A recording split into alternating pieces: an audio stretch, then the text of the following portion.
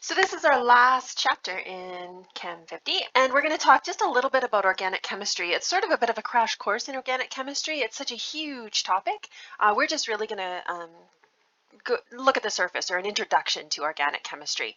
So organic chemistry is about organic compounds, and organic compounds are carbon containing. So organic chemistry is the study of carbon containing compounds. And it doesn't seem like that big a deal, but everything in your body pretty much is a carbon-based molecule. Organic chemistry is really important in the world of biology. We are a carbon-based life form. So organic chemistry is important to life as we know it because we are carbon-based life forms. If we were to take a look at carbon on the atomic level, carbon would have its nucleus. And if we were to do the Lewis dot structure of it, it would have the 6 electrons to place, right? It's atomic number 6. And so we'd have 6 electrons, 2 in the first valence shell, and then 2 in the first electron shell, and then 4 in the valence electron. So this this electron arrangement allows it to bond with up to 4 other things. And so typically it bonds with hydrogen, right? And so I could draw a simple molecule here showing that carbon could bond covalently with 4 different things around it. And so this bonding pattern of carbon is really important when we talk about organic chemistry and organic molecules. So carbon can bond with up to 4 other atoms. It can bond with hydrogen, it can bond with other elements, and it can also bond with itself. And so bonding with itself allows us to have long carbon chains in our organic molecules. You can also get single or double bonds between those carbons, and there's lots more on that later. So common organic compounds would be glucose or any carbohydrate or sugar, nicotine, Teflon, pentane, all the fossil fuels you could think about as being organic compounds. And so there's a lot. There's so many organic compounds, hundreds and thousands and over millions of them. If they only have carbon and hydrogen, they're called hydrocarbons. And that's where we're going to start our conversation.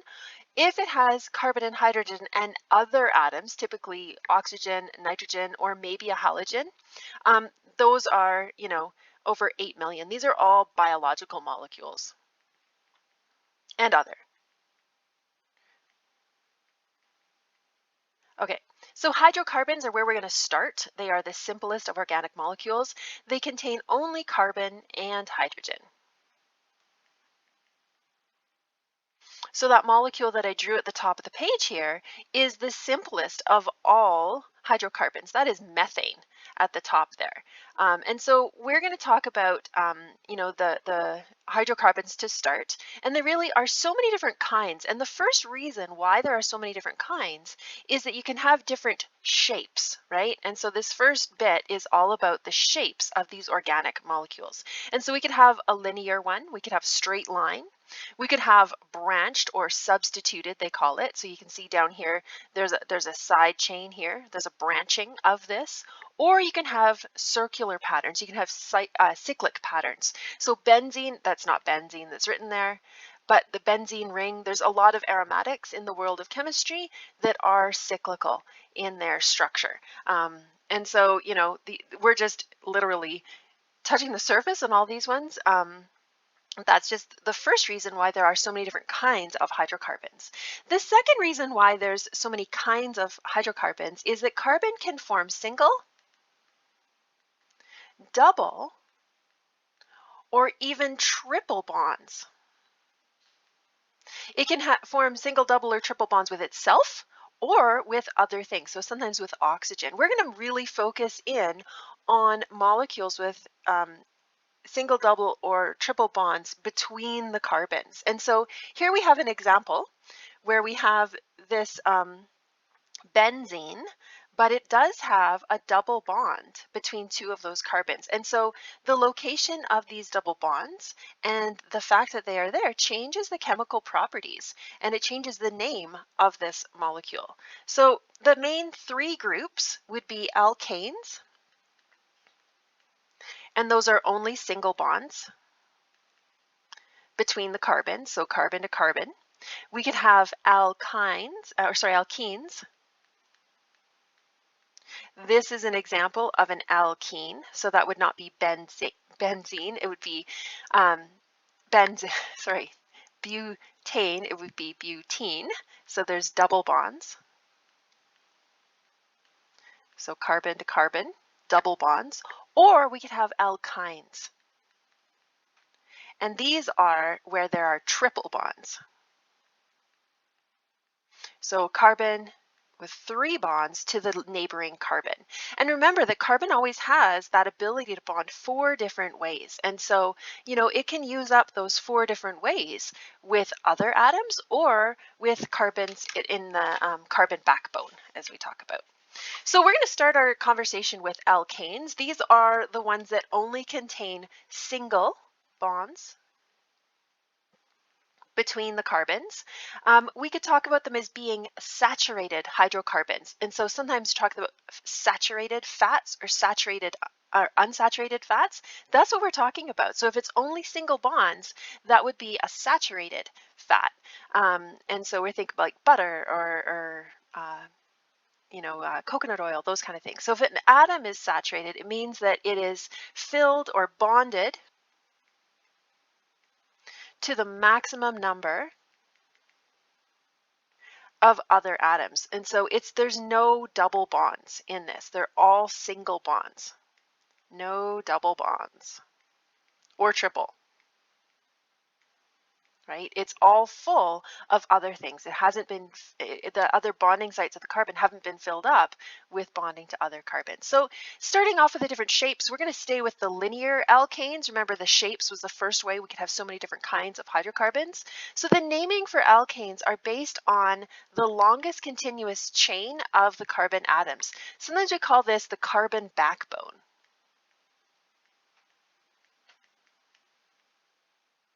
And so the number of carbons is really where you get the root name of the alkane. So 1 would be methane. So if there's only 1 carbon, that little molecule that I drew, right, at the beginning of that is methane. We could have ethane, propane, butane, and most of these, or some of these you might have heard about before. So propane barbecue, a butane lighter. We could have 5 carbons in a row. That would be pentane. We could have 6 in a row. This is hexane, heptane, octane. You might have heard about that with gasoline. Nonane or nonane, and decane or decane. So there's obviously, you could expand on this. Usually up to 10 is about all we ever get. And you do have this in your formula sheets on page 11. And so in the formula sheets, you don't have to have this memorized. And these are the root names for alkanes. That's based on the carbon backbone. How many carbons can you find in a row? So drawing these, I've already drawn methane for you. You can draw alkanes or any organic molecule by using this understanding that carbon can bond in 4 different ways. So alkanes can be drawn using expanded formulas or condensed formulas. And so as an example here, this would be ethane. I know it's ethane because there are 2 carbons in a row. It would be saturated. There are no double bonds. It is an ethane, right? So we're in the alkane section of the organic molecules. And if you wanted to, you could draw this in a condensed formula. So there'd be carbon bonded to 3 different hydrogens, and then another carbon bonded to 3 different hydrogens. The formula for it doesn't really give that indication of how it looks as a picture. And so that's what you would write with the chemical formula of this molecule. The other thing that doesn't come across on the page, and it's hard for me to capture in this video, is that these actually fill space, and there are bonding angles. There's a very particular shape to all of these molecules. So because carbon can bond with up to 4 different things, the bonding angle is 109.5 degrees. So we simplify it by drawing a straight line, especially in these straight molecules, but that's not the case. And if we get a chance to play in the lab, I have some molecule building sets that give you a sense of the shape of these because they do fill three-dimensional space. So the methane makes sort of, oops, that's a methane. Oh my goodness, I can't spell it all. Methane makes sort of, I don't know, is that a trapezoidal shape? Something like that, like with a pyramid on the bottom and kind of sticking out in all directions. But I didn't draw it like that when it was flat on the page. So let's try one of these. We want to draw butane. So butane would have 4 carbons in a row. And each carbon can bond with up to 4 different things. We're still in the world of hydrocarbons. So the only thing that carbon is bonding with are the hydrogens. And I find that this is a good place to start because you can literally see the 4 different directions that carbon is bonding. I've been talking while I do this, but it's very tedious to write these. So that would be the expanded formula. If I did the condensed formula for it, that would be CH3. That would be this carbon taken care of. Then the CH2, that second carbon only has 2 hydrogens. The third carbon also only has 2 hydrogens bonded to it. And that end carbon has 3 hydrogens bonded to it. So this would be the expanded. For butane, this would be the condensed. And I think that oftentimes there's a natural flow towards the condensed because this is quite tedious to write. This gives you a bit of a sense of the shape or the structure of this molecule, but the formula for butane would be C4H10. And so kind of having this underlying understanding of the shape of these is kind of useful. So the way I draw these is I start with my carbon backbone and I give 4 bonding sites for each of the carbons. We're going to move on to another way that hydrocarbons can be, give so many different variations. You could have a substituted alkane. So these are branched hydrocarbons. The alkanes are with branches, and the branches of hydrocarbons themselves are called alkyl groups.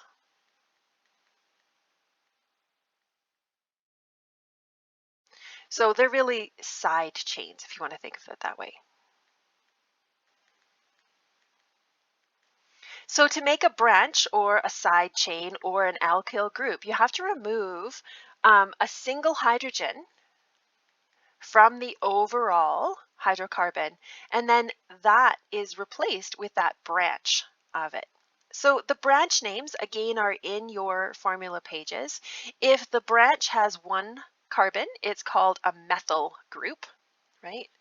If there are 2 carbons branching off from your main carbon backbone, that's an ethyl group. If there are 3 carbons branching off, it's a propyl group. Whoops. If there are 4 carbons branching off of your carbon backbone, that's a butyl group. And so these YL endings indicate a side chain. So we've had the ANE ending. Those were the alkanes. That means there's only single bonds between the carbons. And now we're adding on this second way that we can have variation in our hydrocarbons with the side chains or these alkyl groups. So let's kind of up our game here. We've practiced drawing an alkane already, but now we're going to practice drawing a substituted alkane or an alkane with a side chain. So in these ones, if we were to start with this, the first thing that we want to do is take a look at this molecule, and we could draw it with the condensed formula. And so the first one, we'd have CH3. Then you can see here, this second carbon in, it doesn't have a hydrogen. It's actually branched to a methyl group, right? And so I would write just a CH, and then off to my methyl group. And my methyl group is CH3. The next carbon over has 1 hydrogen attached to it. Doesn't really matter if you go above or below below. There is a slight difference in the world of chemistry, but we're going to draw this branch out to this ethyl group. So that would be CH2CH3. And going across or down doesn't really matter. If you type these, you go across. That's the only reason to kind of go across. And to continue on, I want to finish my condensed formula. This would be CH2, CH2, and CH3. So we'll move on to the naming of this. Basically in these, it's really handy to kind of have that understanding of the expanded formula. And then I find that going to the condensed formula is kind of that next step. And usually you take that step when you're getting carpal tunnel syndrome or something of drawing all those lines and the H's. It makes yeah, it's a little tedious to do. So let's practice naming these. So there is a bit of a system to naming these. It is organic nomenclature, if you will. The first thing you want to do is find the longest continuous carbon chain. So like the longest backbone. That's going to be the root name. So methane, ethane, propane, butane, right? And so we want to find the longest continuous chain, and I want to number it. You're going to number the carbons in the chain starting at the end closest to the branch. So we want the lowest number of carbon closest to that branch or that side chain. You're going to name and number the side branch, and I'll show you an illustration of this one, and then put it together as follows. So again, we can read back to these. I think it's best to take a look at an example here, and then we're going to come back to the which is correct. So for this one here, let's try this following. So we want to find the longest chain. So I would look as many ways as I can, and I can get to 6 as the longest chain. This has already been typed in, and then the carbons have been numbered for us. That chain name with the 6 carbons would be hexane. So then we know that that's going to be part of my name. We want to number this in the direction that the carbon would be closest, the lowest number possible to that side chain. So I didn't start from left to right for that reason. So the number of carbon where there is that side chain is number 3. The branch name having 2 carbons would be ethyl. So numbering this, we'd put 3 ethyl hexane. So it gives me the root word, and it gives me the location and the size of that side chain. So let's take a look at this. Which is correct? So if we found we had 5 carbons in a row, which would be correct and why? And this one's in here is just a little bit of an illustration how sometimes you can do this wrong. So this one is right. This one is wrong. This one is wrong because it should have been numbered from the side that gave the side chain the lowest possible number. And so this would be the correct number. This would be wrong because that's the side chain is not on the 4th carbon. We want to say that it's on the 2nd carbon. So let's try some of these. So first off, I'm going to find the longest chain. So 1, 2, 3, 4, 5. So I know that that's going to be pentane. Whoops, sorry. So pentane. I see that there is a side chain, and I happen to number this left to right because that side chain is at the 2nd carbon. So I'd have 2, and then I would name this the kind of side chain that's there. So that kind of side chain is a methyl group, M-E-T-H. So this would be 2-methyl. The dash goes always between numbers and words. Pentane. Sometimes there's a few other, commas or things like that. I'm not going to get too particular. I think this is just an introduction, and it's a little bit of, just an orientation to organic chemistry. So the next one down here, I'd have to number this. So 1, 2, 3, 4, 5. My side chain is on that middle carbon, so this one wouldn't actually matter which way you labeled those carbons. I see that there are 5, so that makes it a pentane, right? That's the kind of hydrocarbon that it is.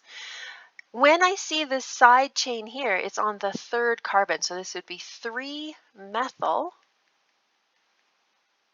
whoops, pentane.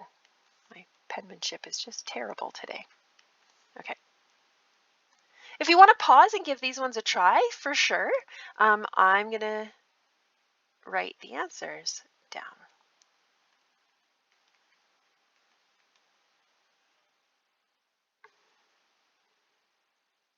In that one, I caught myself. I was doing it, and there are no side chains. It just happens to be a bendy butane. So we're done.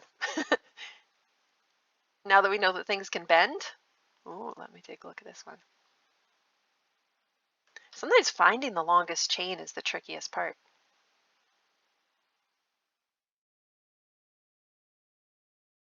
So finding the longest chain and numbering it in the order that would give the side chain the lowest possible number. So this would be hexane, and it's going to be 3-methyl hexane. I feel like that last example, there's a lot of ways you could do it wrong. So hopefully that really starts to illustrate some of those rules at the top.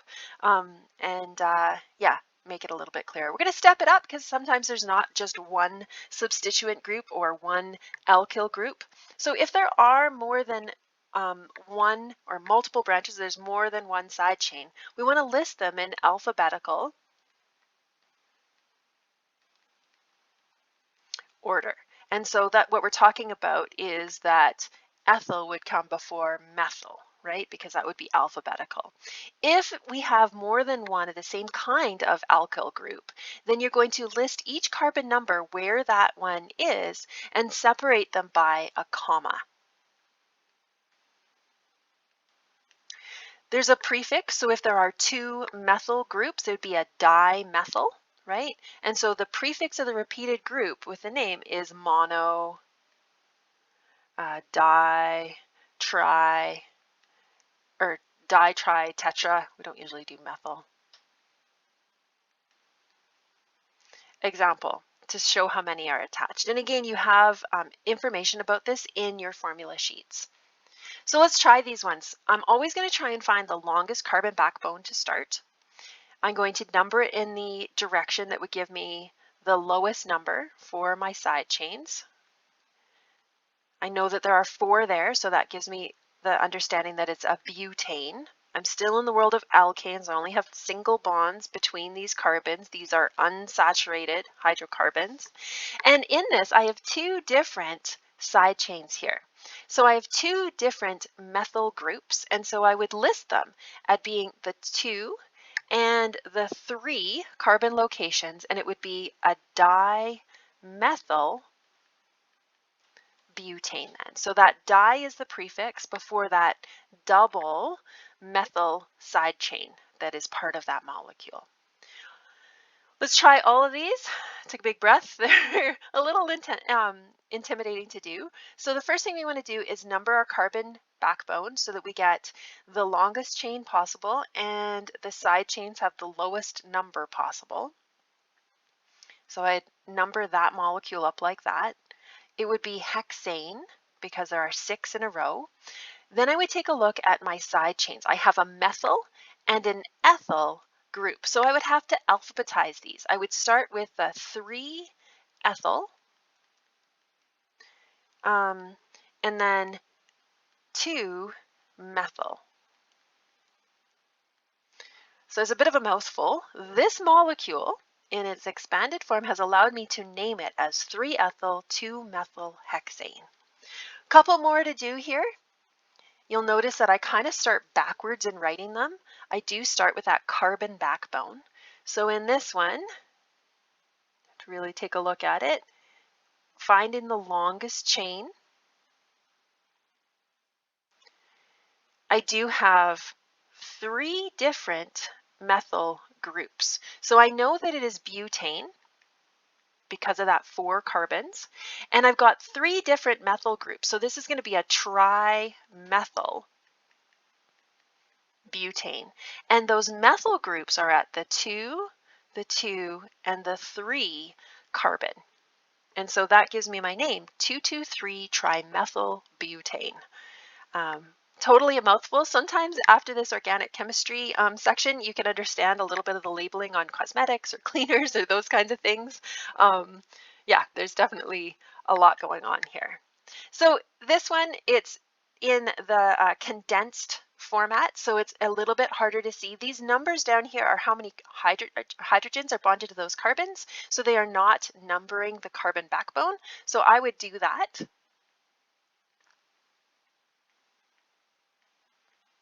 So I can find 8 in a row. So this would be 8 in a row.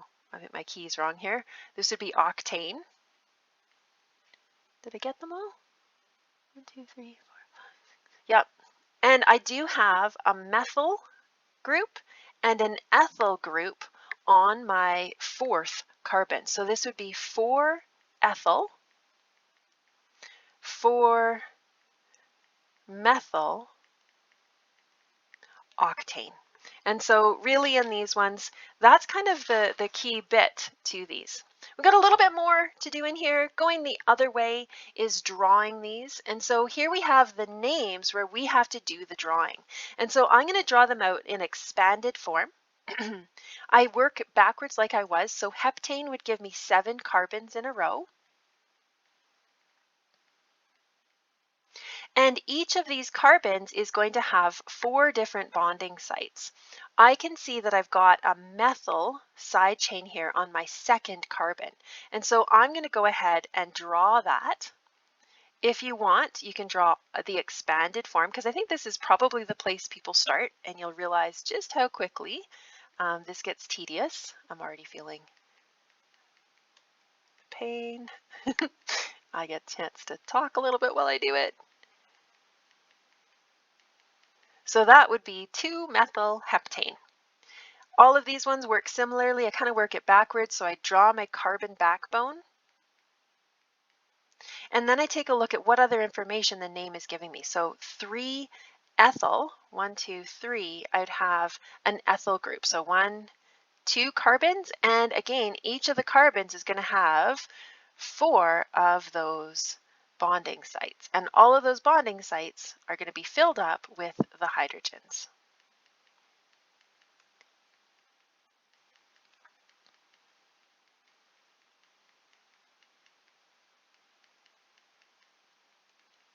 Okay, so the last 2 down here, a little bit tedious to do. I'm going to draw them in the condensed formula. Maybe you're still kind of getting your head around this idea of 4 bonding sites, but I'm going to go ahead and do these ones a little bit quicker maybe, and you can take your time and draw them out as you like.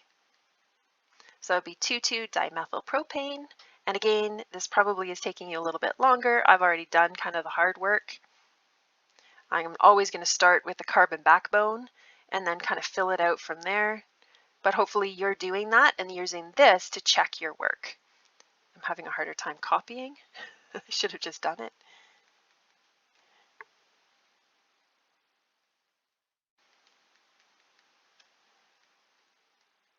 So take a look at that. Check your work as you go. And like I say, you'll probably have it in the expanded version because I did the condensed after I'd done the full version. One more little note on hydrocarbons. I know it's a long one. So isomers are for the same formula, but a different shape. And so as an example here, hexane, the alkane, the the saturated hydrocarbon can have different shapes. So because carbon can bond to itself, you could end up with this formula having different shapes. And so that's what we're talking about when we talk about isomers. And isomers are significant because they have different chemical properties. And so, you know, this one formula could have very different isomers and different properties because of those different shapes.